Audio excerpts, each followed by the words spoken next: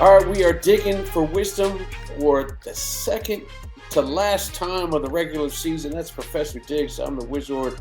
Week 10 is upon us. We're going to have some Halloween games. Everything's going to be spooky. People are going to be throwing Kit Kats at me, throwing freaking Sour Patch Kids at Diggsy at games. And we can take it, and I'll gather them up and eat them later because I have a bit of a weight problem. We'll talk about that another time. I got to have it. I got to have that kid. Anyway, sorry, I started thinking about Mounds and Almond Joys, and all of a sudden I got hungry. But before we get to week 10, let's talk a little bit about week 9 because we had some movement on games. Me and you found ourselves in a lot of games together, which doesn't normally happen. And the ones we went to, one was a dud, but the other one was a classic. And it was, you go into these games that we feel like Allen and Prosper, we felt that game was going to be exciting, and very well we get off the field, and it actually was. It lived up to the hype, and it was perfect.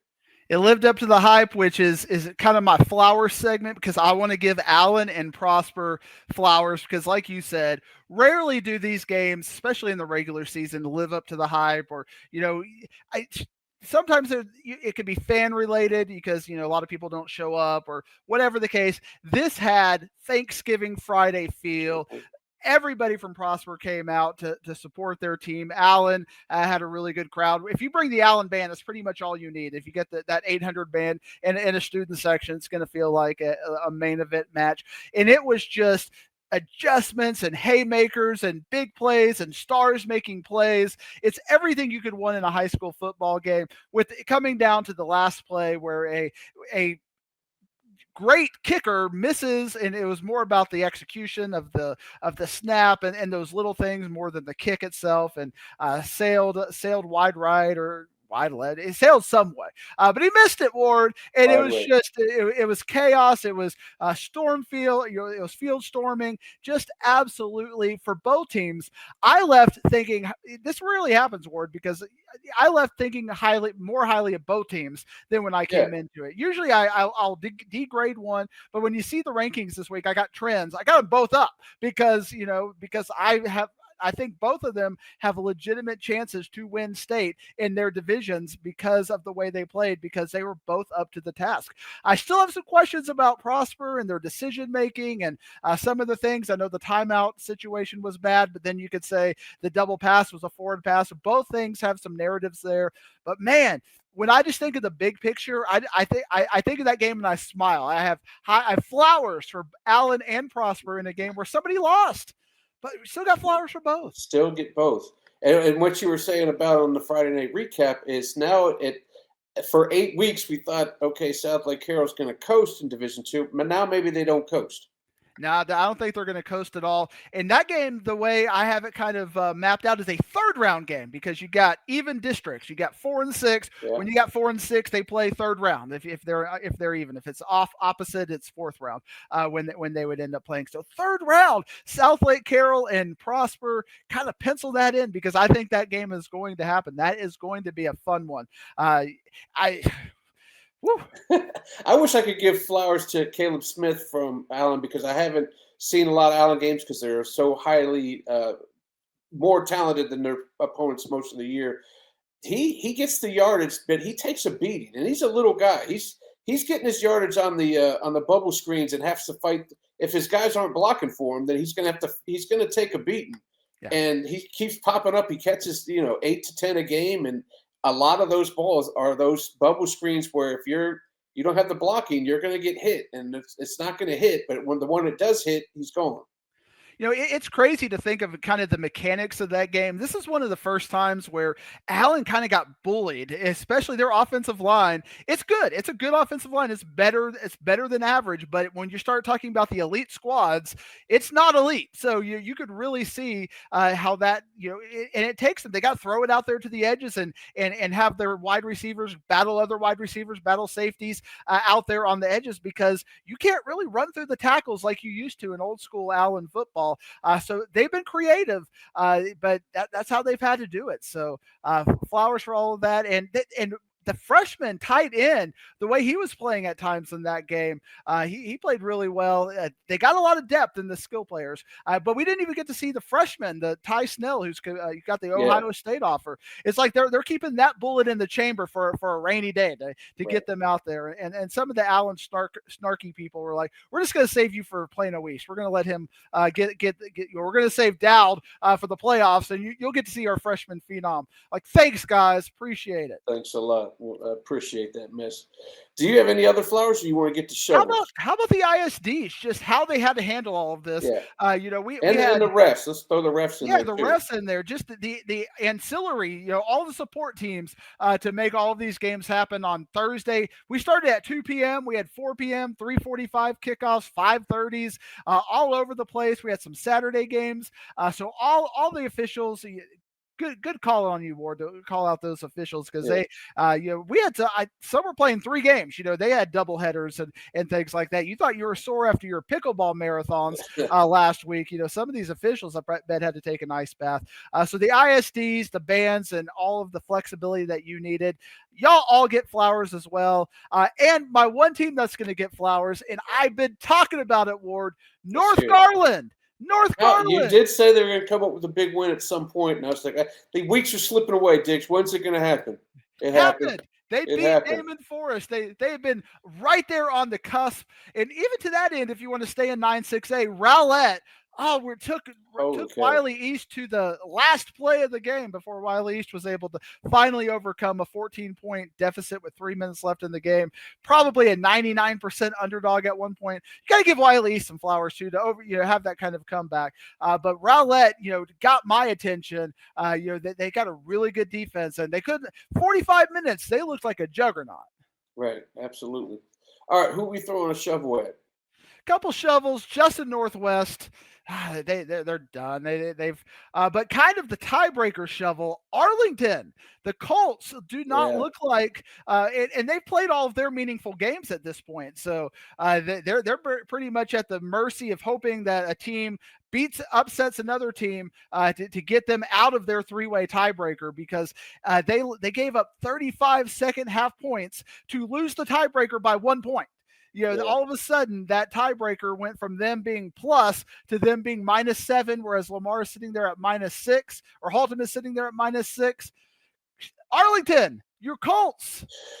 You got the shovel on that one, because that puts you in a dangerous spot there. You don't want to go in the last 2 weeks hoping for other people to do something. You want to be able to do it yourself.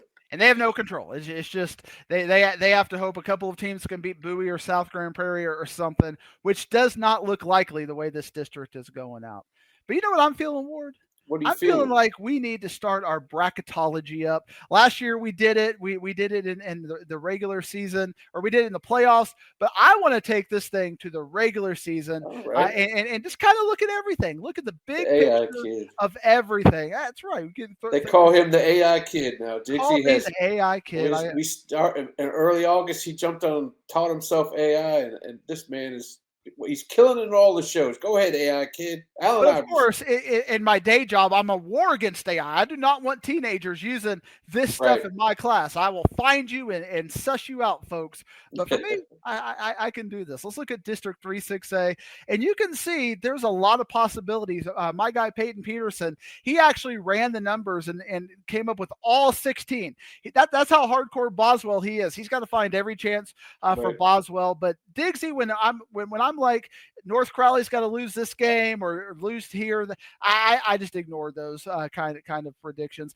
But Weatherford and Boswell definitely can control their destiny, because Crowley only has 1 game left, and they have that game against North Crowley. So they're basically sitting at 2-3 with 1 more loss, pretty guaranteed against North Crowley. That's going to be at 2-4. So Legacy's got to lose out, and Boswell has to go 50-50, win 1, lose 1 to get that 2-4, which I think is still most likely. You can see on the projected screen what I think is going to end up being the case. I think because Crowley won the tiebreaker last week, they are going to control their own destiny. This week, when you look at these games, Mansfield, Lake Ridge, and Mansfield Legacy is the only one. But man, Lake Ridge has just been so good. And we talk about Jaden Cotton, but let's talk about Deshaun Edwards too. I mean, he has been Yeah. part of that engine that has made Lake Ridge go. I just don't think Lake Ridge is in any. It may be a close game, but I just don't think they're at any risk of losing. I think they're going to be that 5-1 in this district. So I think they're going to take care of Mansfield Legacy. So even though you can look at this and go, what about this? What about this? I think at the end of the day, it's pretty much kind of guaranteed, unless a major upset happens. They have a chance to eliminate 2 teams, right? Eliminate Legacy this week and Boswell the week after. That's right. We'll see what happens there. All right, 4-6A. Let's take a look at this. I like what we see here. It's weird because when you look at the standings and you look at my projections, the 7th place team is where I'm actually projecting it to be right now. But you can look over at the Week 10 games. Northwest Eaton plays a last place team this week, so I think they're going to be a favorite. Now that last place team was kicking a field goal on the last play of the game to beat Keller, and it was a little bit short. So Keller got taken to the limit. There are still some scenarios and tiebreakers where you could end up with 5 losses because you look at LD Bell, Keller Central, Keller, Northwest Eaton, Justin Northwest. They could all still end up theoretically in a 3-5 tiebreaker if things kind of go the way we get a couple of upsets. If Timber Creek can beat Northwest Eaton and then Keller wins, or if Keller wins a game, if Keller loses, then we're just dealing with situations, very unlikely situations. Right. Keller and Eaton seems like the big one on week 11 there, because you talk about Central and LD Bell. They both finished with Byron Nelson Trinity or Nelson, some combination. Byron Nelson Trinity or Southlake, some combination for those two, and those are difficult wins right there. There are, but even Byron Nelson and Trinity have been taken to 1-score games at some point. You play that 1-score game where you just need a bounce here or a bounce there, anything can happen. But I still, for LD Bell, their hope is they can play Trinity, and they can, if Trinity loses one more time, once Bell gets that 4th loss, they're pretty much done. But LD Bell, they can still kind of control their destiny a little bit and maybe get Trinity in that week 11. But once they get that 4th loss, they're done because they'll be 2 behind Trinity. Keller Central, I don't think they got much of a chance against South Lake Carroll this week. Northwest, we gave them the shovel. They're done. Can Northwest Eaton avoid the Timber Creek curse? Right. If they can, that's going to make Keller and Northwest Eaton the big game next week, pretty much for that last playoff spot. Boy, they had their shot last week too, didn't they? They went for 2 in the first overtime instead of. Don't do that. How many times do we tell y'all? Just don't do it. That would have been a plus win there, although it probably still would have came down to them and Eaton at the end of the year. All right, 5-6A. Boy, a little disappointed in my Flower Mound Jaguars for not being able to at least make it close in my boys' last Mound showdown, but didn't happen for them. You take a look at this district. Hebron's kind of looking good for that last playoff spot. They are, but you look at that game over there, Denton Braswell against Hebron. Denton Braswell was up for 95% of that game against Coppell. Denton Braswell has gotten to that next level, and that doesn't help Denton Braswell at all to upset Hebron. That is basically Flower Mound Marcus's de facto body double here. If Marcus would be the one that would benefit if somehow Braswell could upset Hebron and get them in the 3-way tie, because Marcus already beat Braswell by 3 touchdowns. So therefore they would win any sort of crazy tiebreaker with Marcus, Hebron, and Braswell if that became a 3-way tie. And then you look at the top of the district with Louisville and Geyer. If Louisville beats Geyer, now you're dealing with a 3-way tie there as well. I don't have complete clarity on what that tiebreaker would look like, but Louisville would have to basically, whatever the max is in this district, they would have to win by that. I think Louisville is not going to beat Geyer, but much less beat them by a max score. So I think that's a very low probability win. But it's still one of those things where if Louisville can play the game that we have known Louisville to be able to play at some point, if they could put together that 48 minutes, they certainly have a chance in this game. Let's get all 4 quarters in, and if they can win that one and by a bunch, they can avoid Allen. But right now it's looking like Allen's heading. It's not heading. They're waiting for Louisville to drive up there and play them. But Geyer just, the way Louisville plays that triple, what was happening in that game, Ward? I know you got some highlights from that, and you're hearing from your people in Louisville High SD. Why does Louisville keep playing down to the level of their opponents? They should be, yeah, exactly. They should be undefeated in this district, you would think, and they should be having more masterful games. But I'm more suspect on Geyer. I feel like, and we talk about this almost every week about the workhorse. They give it to Cobbs. Cobbs is what's making this offense move right now. It's not the quarterback, and he's taking a lot of shots because he was supposed to be playing both ways. I don't think he's playing defense that much unless they really need him now because they need him so much on offense. If he gets shut down at some point, it leaves it up for grabs right there for Geyer. And the way Coppell has been playing down to everybody, Little Elm and Braswell, do your Jaguars have a chance in this game? No, they don't. They're sitting. They don't have Evers or Massey, so I don't think they do.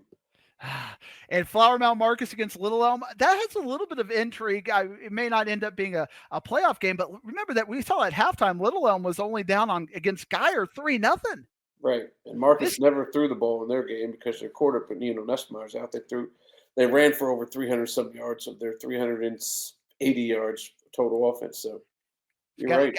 Got to shift a little bit, so that could be a potential upset watch. But two obviously big games, which could make 2 3-way ties, or could give us complete clarity. If Hebron wins, they're pretty much locked into that 4th place spot completely at that point. So District 5, 6A, especially with what we're going to see later on as we go through this, one of the easier districts. I think we have a little bit more clarity. Speaking of a district where we do not have much clarity going on, look at this logjam in the middle of this district. 4-3, 4-3, 3-3, 3-3, 2-4. All 5 of those teams, Ward, have mathematical possibilities. But if you want to flow chart, it basically starts with Plano and Rock Hill. If Plano, because this is their last game, you can see they're 6-3, 4-3 in district. They're done after this. One way or another, whether it's basketball season or getting ready for the playoffs, they're going to be done after this. If Plano beats Rock Hill, they're 3rd place. They're done. They are locked into the playoffs. Yes. They will end up being D1-2. They can look at Coppell. They can look at Louisville, depending on how that goes. Playoff tiebreaker goes. They're going to know who they're going to play, and they're going to have 2 weeks to get ready for that game. But you got Rock Hill, and with my eyes, Ward, Rock Hill's defense, Plano just has one. They got Chance Cully. That's it. CJ Smith is a sophomore. The wide receivers are not there for him. The offensive line is a little suspect. It's how Chance Cully goes. And even in that Plano East game, it was one play. They got a defensive score, and they got an 88-yard play. And that was it for Plano's offense in that game. Rock Hill, they got Bryce Allen out there on the edge. They got a playmaking defense. Their defense is really, really good. If Rock Hill can just avoid the 4 turnover trap that Princeton got, I think Rock Hill is going to win that game. And then that's going to leave Rock Hill kind of in that 3 spot. And McKinney is the only other team that would have a chance then. But I think my boys at Plano East, going back to that old school slot T veer offense, I think they're going to pull a little bit of an upset on Halloween. I think we're going to take care of business. But I think Plano East is going to win every week, and you can see how their schedule is doing. That's true. It hasn't really worked out for you. Has not really worked out. We're pretty much set on Plano West because they're probably not going to beat Prosper at the end of the year. So you got them at 4-4. Right. I'll be at the Plano game, by the way. If anyone wants to come see me at Clark, I'll be there for at least the first half of that joint. But with Princeton basically having Prosper left, I don't think they're going to win another game this year. They might beat McKinney Boyd, but we talked about it last week how they got banged up and injured and the depth was there. And then it was 49-6. We're getting updates and all of a sudden it's like 49-6 in that game. I'm like, that is a precipitous fall off. They got a couple of late scores for window dressing, but they're done. I'm pretty sure they're done. And even if they stay in the 3-way tie with Plano, if Plano loses that game and you put Rock Hill up there at the 3-loss, Plano West has beaten Plano and Princeton under that tiebreaker, so they would be the favorite there. Then it would be Rock Hill and Plano West, and that's what I think is going to end up happening. I think Rock Hill is going to end up being the 3 seed and Plano West being the 4 seed. But you know what? I don't think Plano could ask for anything more than we got one game, we win it. Yeah. We're the only one that can say that. Nothing else has to happen. One win, we're there. So I think they're going to be really dialed in for this one. And they're one of the few teams in Texas that would have 2 extra weeks to prepare for a playoff game, even though they'd figure out who it is. It's maybe they can prepare for both teams. That's right. Out in Louisville, figure it out. All right, how about 7-6A? I got to see Richardson. It was funny because I heard you on the warm up talk about they give it to Jamie and Winfield in short yardage. You know when they gave it to him when I was there, it was 3rd and 8, and they gave it to him. I'm serious. And the game was up for grabs. It was still the first quarter, and he Right. only got. I mean, I didn't expect him to get to 8 yards. He only got 2, but I was like, wow, this is odd. But Yeah. anyway, he's a beast. He's an unmovable object. I mean, he's fantastic. But that game against Jesuit last week, Yeah. 28-27, what do you think was the factor since you got to watch it through the lens? What what was Richardson? Because if you look at the offensive disparity, it sure looked like Richardson should have won that game by 2 or 3 scores, but it was a 1 point game. 1 point game, and they dominated him the whole first half. Now, Jesuit went into halftime with momentum and clearly took it into the second half, but that's a good question to me because their receivers were killing the DBs the entire first half. So I have no idea what happened that their defense kind of let it. And Winfield was in the backfield the whole time too. So it's odd to me when I saw they were up 27-14. I said I don't know what happened. Maybe there's an injury. There was not an injury. It's just they just came back, but luckily Richardson came back and used Damian Crow's speed to get that victory. Yeah, I watched that clip at the end. Marley Merker posted it, and I mean, it's just a blur. I mean, it was just him hitting that edge and getting that sideline, and he was taking it to the house. Sawyer has been fantastic the last couple of weeks. Lucas Sawyer, Zach Breeziel, just running the ball for him. And you talk about Damian Crow, he is a difference maker. But the defensive side of the ball, other than Winfield, still looks a little suspect. It's like don't run it on his side. If you run it Yeah, around or just kind of do bubble screens, just get it out to the edges. Richardson still is susceptible on the defensive side of the ball. I think Lake Highlands is going to be able to use Christian Rhodes. I think they're going to have to game plan away from Jamie and Winfield, but I think they're going to use him in bubble screens. I just think there's too much more talent at Lake Highlands than at Richardson. I think Lake Highlands is going to be a favorite, but we still have to stay. If you look at the standings, they win this game by 5 or more, they jump up to that number 1 seed, and then they would end yeah, up being the D1-1, and Lake Highlands would end up being the D1-2. exactly. And then we got Jesuit and Berkner, which will also they can end up tied as being a tie there for what if Richardson loses and Jesuit wins, we got 3 teams tied for second place. How would you break that tiebreaker down as far as the D2 standings?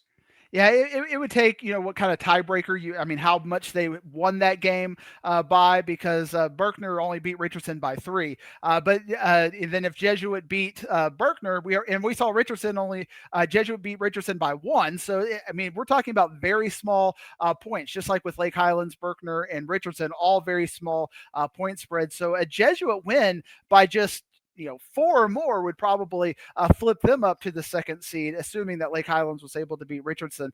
But based on what you saw in kind of the Lake Highlands, Yeah, do you think that Jesuit even has a chance against Berkner? I Because I don't don't think so. think. No, I don't think they do.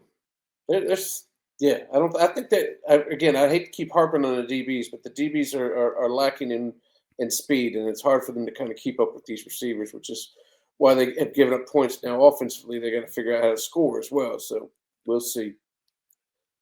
All right, let's go to 8-6A, where everybody's counting down to that last Thursday with South Grand Prairie and Bowie, but Bowie's still got to get past Lamar on Thursday. Yeah, and when you look at Arlington, they got those 3 losses, and we know that they got it against South Grand Prairie, they got it against Bowie, and now they've got it against Lamar. So they don't have they beat Haltom earlier in the year, so they don't have anybody. They're going to play Grand Prairie and they're going to play Martin, and so they don't have any good tiebreakers left to get into. So their best case scenario is to hope that maybe Lamar is able to pull off an upset against Bowie and get out of that tiebreaker to where it's just Haltom and Arlington left in the Right. tiebreaker. I don't think that's possible. But again, Lamar has shown us glimpses at times where they look good. But then remember that South Grand Prairie game, 53-0. They've given us Exactly. glimpses where they look really bad. I don't see them having the athleticism to stay with Bowie this week. That was the turnovers, but their running back is come. It's come and go with him. Last week was 200 some yards, and there has been weeks where he's been under 100. He has another big week like that, and Bowie's susceptible to giving up big yardage, whether it be through the air or the ground. Again, we also talked about Bowie. Bibbs didn't throw the entire game. He wasn't behind center the entire game. They gave Maxwell Nichols about 12 snaps, at least 12 throws. So I don't know if there's an injury issue there, but they kind of need him to really fit the bill there. Yeah, and then Haltom and South Grand Prairie. South Grand Prairie, there are people out there on social media that's got South Grand Prairie as a top 5, top 7 team because they're undefeated. That's still window dressing to me. That's 7-0 or 8-0, depending on if you want to. Some people are giving them the Timber Creek win. It was 42-42. That's not a win, even when that game got suspended. But South Grand Prairie has looked good in a couple of just independent flashes. But then when they played Martin this past week, that game was a one-score game, back and forth, and South Grand Prairie had to kind of hold them off in the fourth quarter. Martin was up at several points in that game. They did not look great, and if Haltom, got to say his name, Ward. Federico. If Federico can control control the pace, keep that to 50, 60 plays instead of 70, 80. I mean, Haltom has a legitimate chance. And I feel didn't Haltom win that game last year? They upset somebody late. Yeah, I believe they did, yeah. So Haltom is not going to be scared of South Grand Prairie. No. So that's definitely a game to keep an eye on. Haltom over South Grand Prairie. SGP should be a favorite, but I don't think it's going to be a blowout favorite by any means. But I think the big dogs are going to win in this game. I like SGP. I like Bowie. Arlington should take care of Grand Prairie. And finally, Martin is going to get a little bit of breath and get a win. Saw Jesse Ford was back out there last week, but that's great. I'm glad that he's going to get back. 3 games back, so that's pretty good. All right, 9-6A. This is I might as well just sit back and let you tell me scenarios, because you look at this deal. There's a lot of things that can happen. Did we hit Wiley over the head with a shovel? We did, and they said, North Garland said, don't forget about us. We'll fix it for you. Don't worry about it. Everybody, Ward, everybody from 2 to 8 controls their own destiny. So I'm not even going to get into all the scenarios, because we've seen Wiley East is beatable. Wiley East is not that South Lake Carroll, North Crowley, where you can say, well, they're probably not going to lose, because Rowlett took them to the limit. Lakeview Centennial took them to the limit. North Garland had them beat for a half before their quarterback got hurt. Right. And it really comes down to a lot of injuries. Our guy Pappy really broke down how the injuries have impacted things. Lakeview Centennial's quarterback has been out. Wiley's quarterback has been out at times. When North Garland lost their quarterback for a half, that was when they fell apart against Wiley East. So everybody controls their own destiny in this district. From North Garland all the way to Saxe, you win your 2 last games, you are in the playoffs. But they all play each other. So with one team winning, one team is losing. So I would say the only thing that is kind of for sure right now is South Garland. They tend to when you play South Garland, like you said, it's like that headache relief. You said it on the Friday night thing. If you're feeling the headache, get South Garland on there. It's your ibuprofen. Naaman Forest has got them in week 11, so I think you can give one more win to Naaman Forest. But this week it's against Saxe. So if they don't get this win, that's going to take them down to 4 losses. But at the same time, 4 losses will get you in the playoffs. It's just depending on what 4 losses you got. So North Garland has control of their own destiny all the way up to Saxe. For me, I just look at the 4 best teams. What I think healthy are the 4 best teams, and I think Wiley is one of the 4 best teams. So I've kind of got them tentatively in there. But you know what? Naaman Forest, Garland, Lakeview Centennial, and North Garland, I don't got the projected by you, but you control your destiny. Yeah. So just go out there and prove me wrong. Every single week, Ward, I have lost 2 games in this district. I've gotten 2 games wrong. And looking at this, I would say I got Wiley East, Naaman Forest, Rowlett, and Wiley. So which of those 2 am I going to be wrong about? Because it's been week in, week out. Been a mess for me, Ward. One of these 4 games is going to be an upset. It just feels like, or a result we don't expect. Right. I don't know what it's going to be. I don't think it's going to be Lakeview Centennial. I'm kind of down on them right now, but they very well could. Maybe it's North Garland pulling it off, or maybe it's bye week beating South Garland for somehow that happens. Yeah, Rowlett could have a hangover from that loss. I mean, that was a bad loss. And then North Garland feeling high from that Naaman Forest thing. I don't want to pick against North Garland this year. They are a fun team to watch. They got a lot of athletes. Yep. All right, this is our district 10-6A. We get bye week for Royce City. But the rest of these games have meaningful. I mean, the rest of the games throughout the whole deal. Look at the district records. I mean, 5 teams literally playing for those 4 spots. Rockball, who missed the playoffs last year, they can still get back in here because, Heath has got an injury at quarterback. I don't know how significant it is. We might have to find that out by the time we get out to these games here. But Prosper Neal is hurt. He was hurt last week, and Longview ran all over him. So, or stopped him, I should say. They only held him to like 7 points and just barely over 100 yards of total offense. And then you have Longview coming into North Forney. The winner of the North Forney game and the Rockwell Heath game, if it's Heath, I should say, if Heath wins, and then the winner of Longview North Forney, I feel like is in good. Well, they're in good shape. They're in the show. Yeah, I would agree with that. We're getting to the point now where every win is a must win. And boy, it felt like North Forney broke Royce City last week. You know, we've been talking about how they've been on the cusp. That was a dominant 47-0 win. It almost looked like Princeton. It's like, you know, you got your run and then you fell apart late. But you know, Longview has some injuries too. They're really good running back. Mason Washington was out in that last game, and they were pretty much throwing the ball around, which kind of shows you that resilience. But Rockwell Heath is just last year they got bit by the injury bug, and it just seems like that's been the problem with Rockwell Heath being unable to stay healthy. And it's almost like Coach Webb wanted to make fun of me because if you don't remember, folks, like one of our ongoing jokes previously is I had Ward ask Coach Webb on the on his interview with him like 8 weeks ago, why are you playing all these quarterbacks and you're playing 2 or 3 quarterbacks and you're got 4 or 5 guys, why aren't you starting it? And he's like, we got to see what we got right now because you never know what's going to happen. And right now that looks very wise. How dare I question the mastermind of Coach Webb when it comes to his decision making. But man, it feels like without Prosper Neal, that's going to be a long week for Rockwell Heath. Only getting 1 week to get ready for a Rockwell team that has been told by just about everybody, including me, that they're going to be on the outside looking in. This is their chance to get back in. So you know it's already a rivalry. It's already big. But now with they could be like the sharks in the water and attack. But North Forney 600. Yeah, you put this out. You gave this a statistic on the Friday night recap. 639 yards against Royce City. That was wild. They nonstop. Yeah.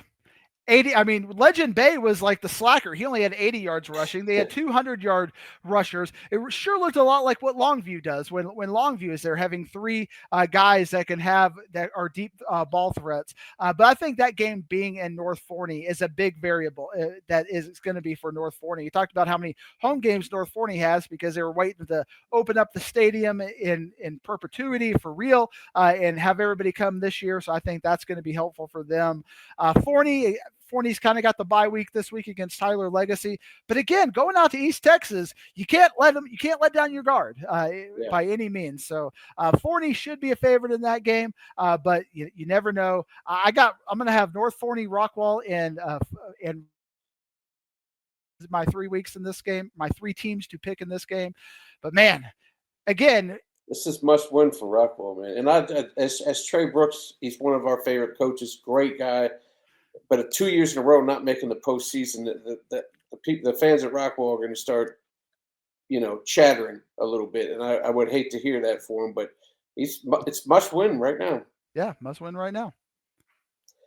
All right, you look at 11-6A, and this one's all but figured out because of Cedar Hill beating Lancaster earlier this year. Although they're going to stumble into the playoffs, they're going to be in there.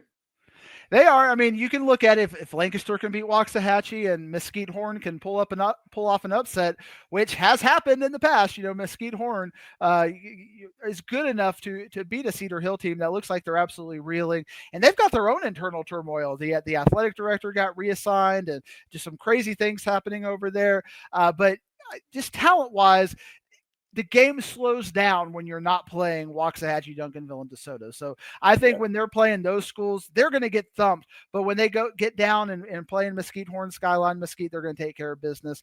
Lancaster is playing at a really high level, but Waxahachie, 2 straight shutouts. And Lancaster, when they played really good defenses this year, their offense looks really bad against those defenses. So I think Waxahachie's a favorite. Duncanville, DeSoto big over Mesquite and Skyline.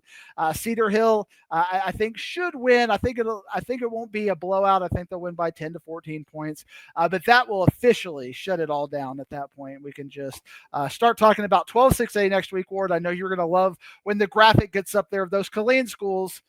Yeah, that'll be great. Your indigestion is kicking in. I'll have a big thing of Tums next to me, so I'll be all right. All right, let's move down to 5A, Division I.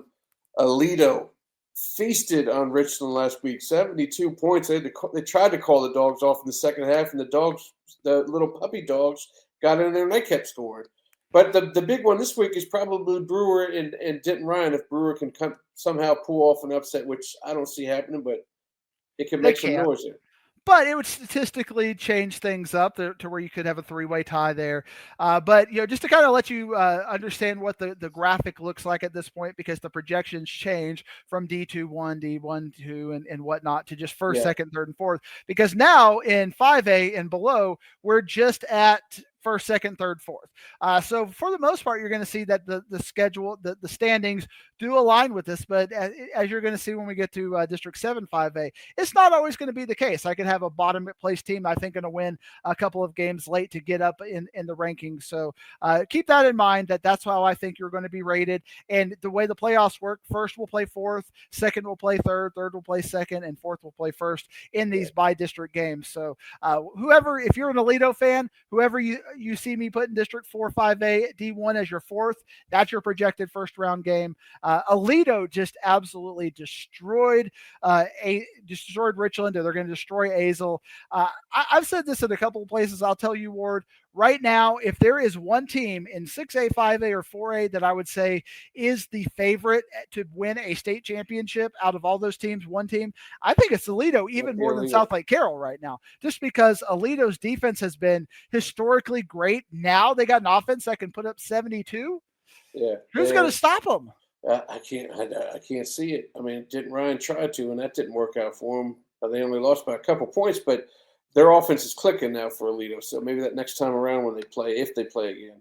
And then I wanted to see Lone Star show me some style points. I didn't see it, so I don't feel like Lone Star in Division 2 is going to, or in Region 2 is going to be that team. So Aledo looking really good. Looking as a favorite to go to the state championship. But you know what? That's why they play the game. Birdville and Fossil Ridge, Denton and Granbury, you're just battling for position there. No playoff games there. And Richland just has to watch and wonder what could have been.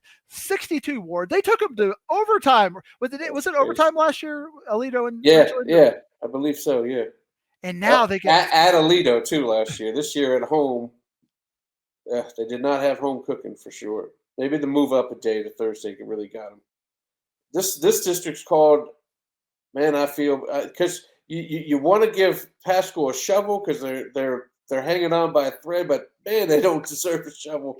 They deserve a pat on the back and a hug. Their last two losses have been absolutely brutal to them, and it's now got them on the outside looking in.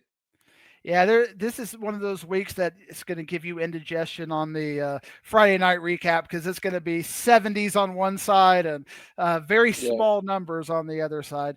Saginaw, O.D. Wyatt, Chisholm Trail, and Pascal are going to be big favorites. Arlington Heights gets the week off, but still Arlington Heights is in a favorable position in a three-way tie with Arlington Heights, Saginaw, and O.D. Wyatt.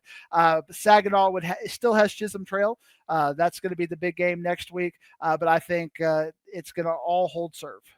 Yeah, looks like it.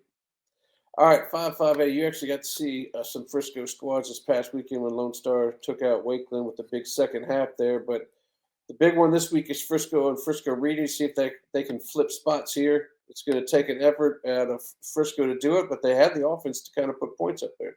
They do, but Reedy's got a really good defense. So, we saw that game against Wakeland where they shut them down for pretty much 45 minutes and then had a couple of injuries, couple cramps, and that's when Wakeland was able to take advantage of it. Lone Star is going to be a big favorite over Lebanon Trail. Wakeland should take care of Sherman, but I've seen crazy things happen in that game over the last couple of years. Frisco Heritage against McKinney North. McKinney North should go to the next week. McKinney North versus Frisco, I think it's going to be for the last playoff spot in week 11. But unless Frisco Reedy, if Frisco Reedy loses to Frisco, that kind of takes McKinney North out of it. Oh, no, they're out of it. Okay, because Reedy's beating them North straight up. Okay. Convincingly. I think they won that game by 40 something. So McKinney North is going to be cheering for Reedy to beat Frisco to give Frisco versus McKinney North straight up for the playoff spot. But Yeah, I think this district is pretty straightforward. Lone Star with the 3-score win over Wakeland. And it's kind of funny because even though they won that game by 3 scores, I think a lot of us left that game disappointed in Yeah, Lone Star. It's like, come on, Lone Star. That wasn't the style points, especially after watching Alito beat Richland by 62. That's kind of the expectation. We right. want to see dominant teams be dominant right now and give Wakeland a lot of credit. I mean, they turnovers. They're able to get turnovers against Reedy. They're able to get turnovers against Lone Star, but Lone Star, it didn't look crisp Right. at times. It's like Wakeland kept punting the ball to Gross, which was not smart, and they got a lot of hidden yards because of punt return yardage. But Lone Star has some struggles there, but maybe they'll get them straightened out for the playoffs. I mentioned that before. Sometimes it feels like everybody's watching that Lone Star for the big three to do something special, and if they're not, then we got issues. All right, district title matchup here at Mesquite Memorial Stadium, where Newman Smith takes on West Mesquite. But boy, West Mesquite looks about as complete as any team in this district for sure. We kind of thought that at the beginning of the year. They showed us yesterday at Creekview, and then me and you will be at the Lowe Stadium to take a look at WT White North Mesquite to see who gets that 4 spot and gets to play Lone Star. Yeah, that's a very rare situation where you basically got two teams playing for a playoff spot, and you don't even have to worry about what if this, what if that. It's just these two teams. It's like kind of like the Plano and Rock Hill game. You win, you're in. And if North Mesquite wins, they're in. And WT White, because that'll be their last game of the year, so if they don't win that game, it's basketball season. So even if they lost, if North Mesquite lost in week 11, I really liked West Mesquite. I'm glad you got to interview Coach Jackson in the media day segment. He's a great guy. He's a program builder. He was fun to talk to after that game. He was excited. He talks about the youth over there, but he's got them playing at a high level, and I was really impressed with West Mesquite. I was actually not expecting to be impressed with West Mesquite, kind of going what I've been seeing on paper, but once I watched them in person, they got guys on the defensive side of the ball. They got some playmakers on the offensive side of the ball. They got some size on the lines. I advanced West Mesquite to, I think they're going to be a favorite over the 4th place team in District 6-5A or 5-5A, which I think will end up being Frisco. Even if Reedy dropped down there, I think West Mesquite could probably give Reedy a tussle as well. So I really enjoyed watching West Mesquite, and I think they're going to take care of Newman Smith in a big way. Newman Smith fans, they call, even Kenny, our guy Kenny is like, I don't think. Even Newman Smith. Yeah, I don't think he's thrown in the towel like a week before the game. He's like, I don't like the line matchups, and that's where I think West Mesquite is going to thrive. This for even the bottom tier, Molina against Turner and Sunset versus Bryan Adams, they're going to be competitive games all the way down. But I think West Mesquite's going to be a big favorite over Newman Smith. WT White, North Mesquite could go either way. I've felt at times this year WT White. I've felt at times this year North Mesquite. I think I'm going to go with North Mesquite in this game. Molina and RL Turner. Molina has struggled a little bit this year. RL Turner, I think, is going to pick up a big 3rd win. And I think Sunset and Bryan Adams, I think Sunset is going to take care of business against Bryan Adams. So I'm not sure I've ever seen you at Lowe's Stadium. I'm sure you've been there, but I haven't seen you. I haven't been there. I go there once every 3 years maybe, but I don't think I've seen you there in a while. It's been a while, since I've been there. I've been at the basketball stadium more than I've been at the football stadium, but it's going to be a fun one, and I think we're going to learn a lot about the district championship and the last playoff spot this week. All right, 7-5A as we close out Division 1. Highland Park's got Burleson Centennial, but the big one is the Red Oak Midlothian game, big rivalry game at Midlothian. One of those teams is going to get a home playoff game, the other one's not. Burleson Centennial needs to pull off an upset of all times to stay ahead of Tyler, who's got the bye week this week. Yeah, but remember, Burleson Centennial has that win over Tyler High, which kind of flipped everything upside down in this district. And Midlothian Red Oak is not only for a home game, but the loser of that game is going to be hanging on for their life at that point, because they're going to be like one more loss away from potentially the wrong loss from potentially not even making the playoffs or having to deal with tiebreakers. And for Midlothian, they got Highland Park next year. They got Highland Park, yeah. This feels like a must win for Midlothian, and I think at home. They'll You take think care they're of going to get it? business. Yeah. I think they're going to get it. Highland Park should win. And Joshua is kind of in a dangerous spot. They're going to have Burleson Centennial next week. They got to beat Cleburne. They can't be looking past things. They got to beat Cleburne, and they got to beat Burleson Centennial to get back into the district race. But I think Joshua right now is going to be the favorite. I think they will get back into the playoff picture if they can win out. And I think they will. That's what I was talking about. Look at my projected things. They look real bad right now, but they win out. They'll have the tiebreakers, I think. Interesting. All right. Let's see what we got here in 3-5A Division 2. We have the second place team finishing fourth, according to Dixie's predictions, because he doesn't have faith in them, I guess, in their Week 11 game, which I'm not quite sure who it is right now, but there is no real big one in this one. The favorite should probably win, but you still think that Colleyville is going to end up jumping up to 2, Mansfield Summit 3, and Timberview down to 4. Well, that's because the tiebreaker is already settled, because all three of those teams have played each other. Colleyville Heritage wins the tiebreaker. So if everybody stays at 2 losses, Colleyville Heritage will end up 2, Mansfield Summit ends up 3, and Timberview ends up 4, because all those 1-point games finally caught up. And then Heritage actually winning a game by a touchdown.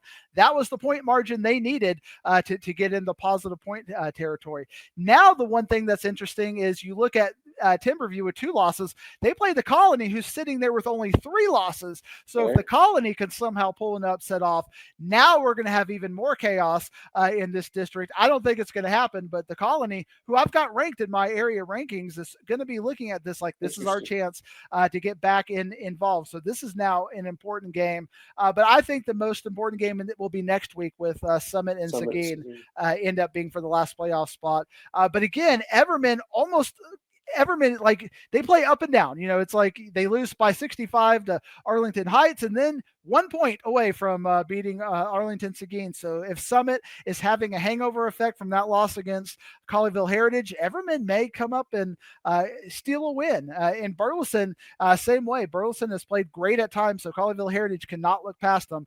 But I think Argyle, Timberview, Heritage, and Summit should all take care of business. And Seguin has 2 weeks to get ready. They're going to be doing some cheering this week. They got to hope for the Colony to not get part of that tiebreaker and just let Summit and Seguin be for that 4th playoff spot next week. Seguin is in there with Eaton. They're kicking themselves because they went for 2 in overtime against Colleyville Heritage in the first overtime and didn't work out for them. And now they're sitting there wondering, what if we could have gone another overtime? All right, 4-5A Division 2, we got a district title matchup up in Prosper. It'll be my 3rd straight week spending Friday at Prosper's Children's Health Center. I'll go there after the Plano game. Melissa and Walnut Grove, that's going to be a sweet game. I want to hear your analysis of that one. The other ones seem to have it figured out if Lovejoy can go into Denison and beat them. Yeah, Denison is basically playing as a surrogate for Frisco Emerson, because Denison can't get up in the playoffs because of the point differential. But if Denison beats Lovejoy, then Frisco Emerson could take advantage of that and get into the playoff situation.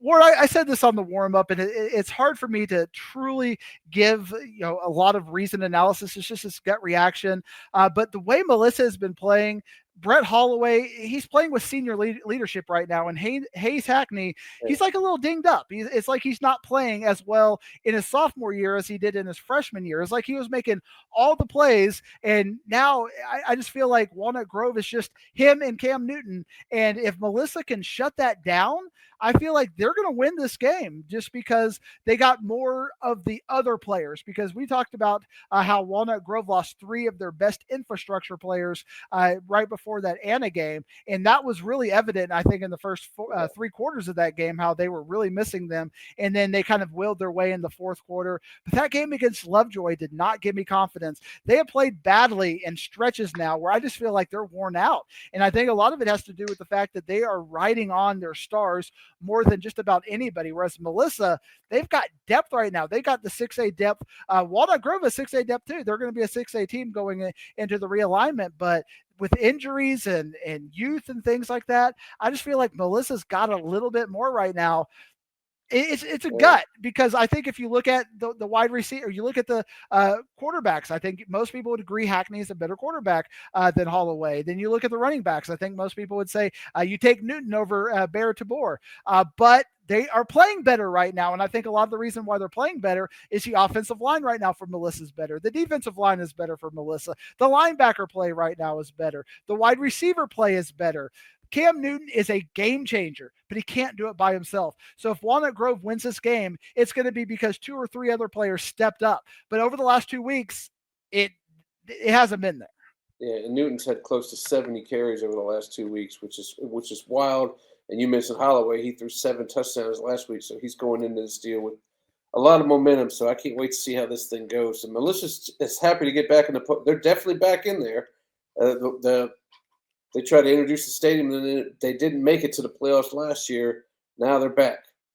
Yeah, nobody's ever going to pass a bond package again. You get a beautiful new stadium, then all of a sudden you miss the playoffs. You can't do that, Melissa. You've made a lot of schools mad, but I think it's an upset still, because I think Walnut Grove, when fully healthy, is a better team than Melissa. But the way Melissa's been playing, and they've been playing, I'm going to call it that Mathis chip on their shoulder, Coach Mathis from DeSoto, because he gets them fired up, and everybody from Melissa has that chip on their shoulder because they didn't make the playoffs last year, and they were kind of the butt of the joke. They for all season, all off season, that Melissa was the team that couldn't get it done. They were the best 5th place team across the state, and I know they've been riding that chip on their shoulder. And I think they have one more game to prove everything that they wanted to prove this year, and I think they're going to ride it. Whereas Walnut Grove just looks tired. They look sleepy. Ward can't do that.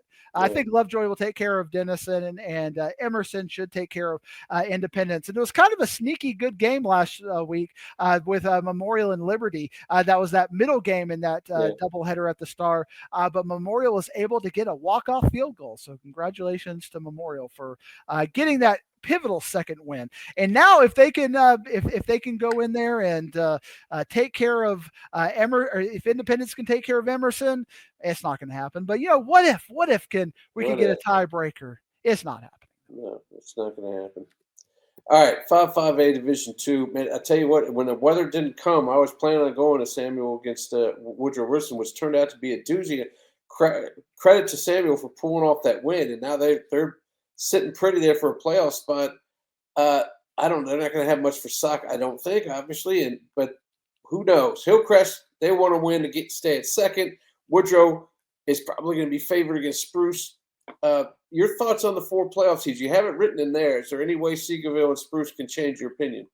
Well, I mean, you can see it this week. Spruce plays Woodrow Wilson. If Spruce can beat Woodrow Wilson, now you got Samuel with a 3rd loss. You're going to have Spruce with 3 losses. You're going to have Woodrow Wilson with 3 losses. That gets Seagoville back into the picture. They're going to beat Thomas Jefferson this week. You're going to have 4 teams all at 3-3 going into the final week. So I think. Can Spruce do it? I think Woodrow Wilson is going to be a favorite, but there's always that little part of my heart that is a big fan of Spruce. My guy, Coach Benedetto, he got his training wheels on at Spruce. That's kind of what got him into the high school football scene. So I know he loves Spruce. Coach Red over at North Forney was part of that Benedetto squad. So Spruce, they got a Plano East guy over there now too. So there's a lot of Plano East connection with Spruce that makes my heart happy for them. Can they beat Woodrow Wilson though? They're going to be an underdog in that game. Yeah. All right. Well, let's take a look at 6-5A Division II. Man, you kind of feel for Corsicana because they got the big win, and then Ennis turned around and they won as well. So now they're over Crandall. So now they're still in a tight spot there. They're going to need some more help. Mark Brown for Corsicana, the kid going to UNT, he broke off crazy runs left and right to have them come back and beat Kaufman, but it's looking bad for them. They're going to need help. They're going to need help, and they're going to need upset Heritage. Well, they're going to. I mean, they can control their destiny there. Right. But still, if Terrell beats Crandall, which I think we would both agree is likely, then Corsicana can beat Ennis by 9. If Corsicana can beat Ennis by 9, that can get them in there. But all these games, when you're not playing Terrell or Midlothian Heritage, seem to be one-score games. Seems to be your 42-35s or 35-28 kind of games. So can Corsicana not only upset Ennis, but can they do it with that extra little bit of style points? It's going to be a tough order for them, but they will as they say, at least there is a chance. But they can also control their fate against Midlothian Heritage if they can beat Midlothian Heritage this week, which again, I don't think there's much of a chance of that. But you can say it's kind of like last year when we were talking about, well, if Plano East can beat Allen in week 11, if that could just happen, you never know. Well, it probably not, but there is a chance. Mesquite Poteet is good enough to beat Ennis as well, which could be another way that could knock Ennis back down that peg and get Mesquite Poteet as part of that conversation as well. But because Corsicana already beat Mesquite Poteet, they would probably enjoy that as well. Greenville versus Kaufman. Who would have known that might end up being a competitive game all of a sudden? I think Kaufman will finally get their first win. I think so too. Yeah, Kaufman looks like they kind of phoned it in there at the end there. All right, Diggs, you want to talk a little 4A action? Tell me what you feel. We're done. That's it. We're good. That's all you want to talk about. Bracketology only gets 5. I enjoyed bracketology, by the way, and I think the fans did too. So I appreciate you breaking it down for them. Which means there's only one thing left to do is to crown a winner of our high school fantasy football. We have to crown it because yet another close one. 2 weeks in a row, I lose by like 30 points, but it's enough to eliminate me. And that's it. I can't win. Now I'm just trying to get my 4 wins that I got last year and feel good about myself. And because you won, you know what that means for week 10 now? He's doing bits. Diggsy's doing bits now because he doesn't have to worry about nothing. And he's probably going to get crazy points, but he's going to be calling coaches left and right to get these stats. He's going to get the Tioga coach on speed dial and figure out this stuff. But he's going with Greeley McAdam, and I'm going Buck Randall. I get a second shot at Buck. I didn't want to let that one pass by. I'm sure I'm using next year too. Second chance at Buck, hoping to get some points here. Maybe we get win number 4. But congratulations, Dig. Way to beat me again and everything in life. Yeah. Well, I'm not beating you in gossip pick'ems. You're 2 games ahead of me there. So if you could end my streak there, I think that would be the ultimate get back at me for thing. But I'd like to see us be 1 and 2 in that. The Digging for Wisdom podcast, nice. 1 and 2 battling against all the other experts. Tioga has put up big yardage this year. Coach Birdwell has got an offensive system that breeds 500, 600-yard games. McAden averages 450 yards, all-purpose yardage in a game. I mean, you sold me. I'm going to put him in there. I think he can get more yards than Buck Randall. So, let's see. I think so. Well, I definitely think you probably have a sweet advantage here, unless they shut him down. H.D. Davis, we already talked about his record-breaking runs of 2 weeks ago. I'm going 500 yards. I'm going with Carice Hoyt and hoping he can get 600 yards. Wool City's playing Tioga, so it's going to make it real easy to get all of my statistics. I got one game. I'm looking for 70 to 63, 1,500 yards, breaking all kinds of records. Lord. That's right, because your receiver's in that as well. Jackson Hurst, Tioga receiver, is going to double up on QB and receiver points every single time they do something. I'm going to go. I wanted to get my guy Braden Robinson some love before the season went out. A quality receiver from Red Oak, and it's the only guy they really go to. I'd like to apologize to our production crew. He was going to have to go try to find pictures of Tioga and Wolf City. They're not going to like me over there. Knowing him would probably skip it this week. Knowing Graham, so I skip it this week. We'll bring it back next week. But that's who we got. And happy Halloween to everybody. Halloween is tomorrow when this thing, it's in 2 days when this thing airs. Diggsy, what are you going to go as this year? A champion? I'm not going as a playoff, a Plano East playoff fan. That's definitely not going to happen. But bracketology is fun. Small schools, like, where do you draw the line with that? So I felt like we should just draw the line at 5A, because then all the 4A Division II people are going to get mad if we don't talk about them. Then the 3A Division I people get mad. So maybe one day when small school Diggsy comes back, we'll get a second show for small schools. Get your advertisers on the phone. You give Ward enough of that Skrilla, he'll produce a third show on you. We'll do that. I'll keep producing shows. By the way, while we're on this thing, thanks to everybody that comes out every Friday night to watch us do the Friday night recap.